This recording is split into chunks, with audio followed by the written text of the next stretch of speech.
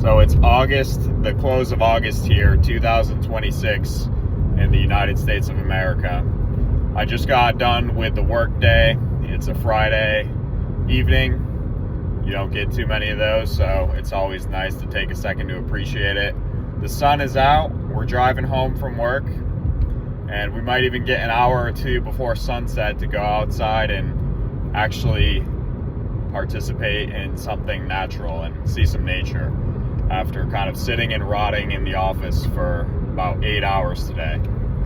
And I just wanted to talk a little bit about some of the things I've been reading and what I've been noticing what's going on here. So one article that I was reading talked about how people are talking less more and more as the years go by.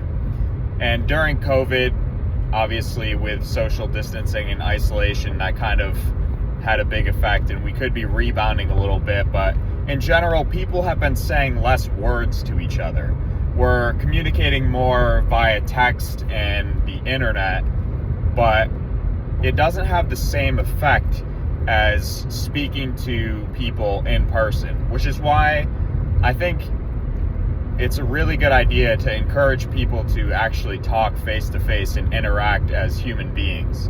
At the time of recording this video, my species is still human, Homo sapien. I'm still a human, but it could change at some point in the future. And as we get more enveloped in technology, we're kind of losing that social interaction quite a bit.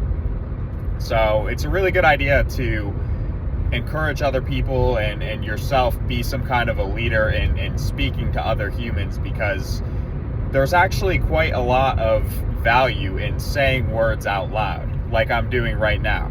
I've had plenty of days. I can remember being in university where I might go the whole day saying maybe a handful of words. Maybe I would say 10 words or less and just not speaking to anyone. And I've been reading about how social isolation isn't just bad for your mental health, but also can affect you physically as well.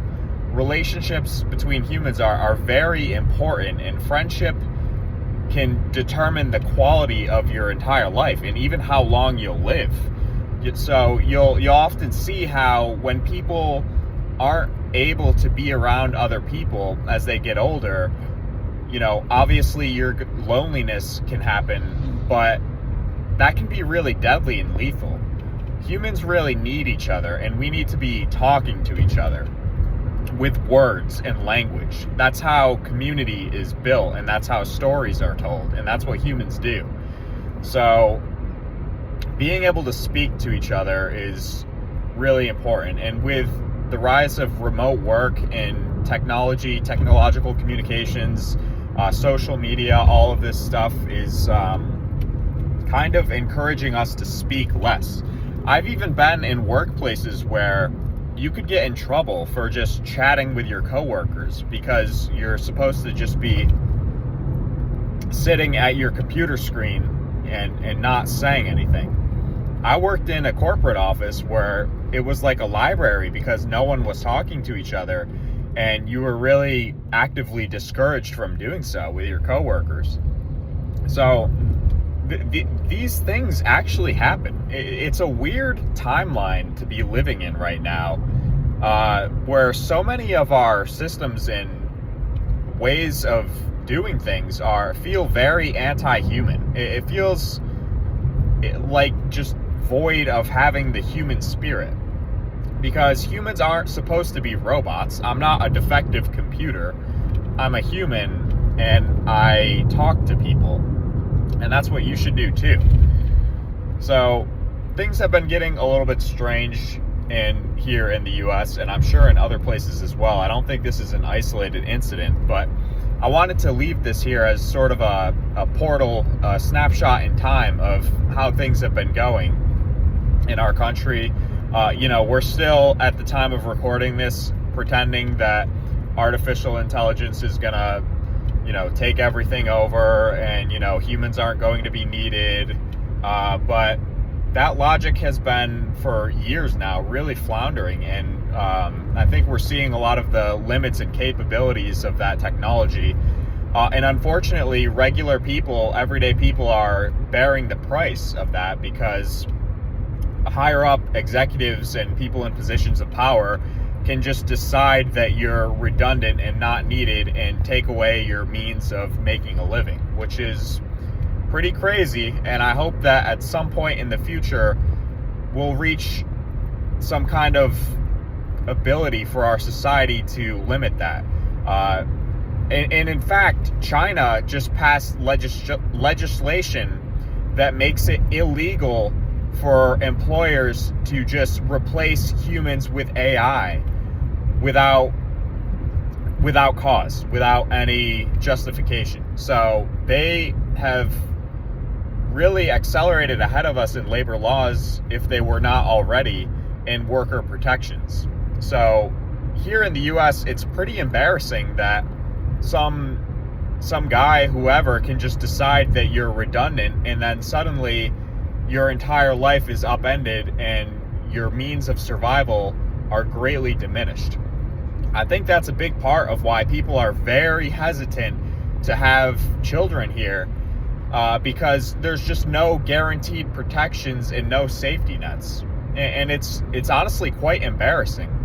There's a lot of people I see who have never really left the country, and they'll be at some kind of sporting event and say, oh, you know, America, US, the greatest country in the world because of all this freedom.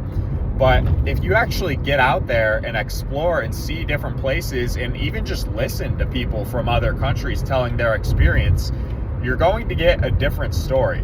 I'm not saying that this is the greatest or worst place or whatever, if that even exists, but what you should do is try and listen to other people and really take account of what they're saying and how we could make things better here, because it's definitely not perfect here and we have a lot of issues.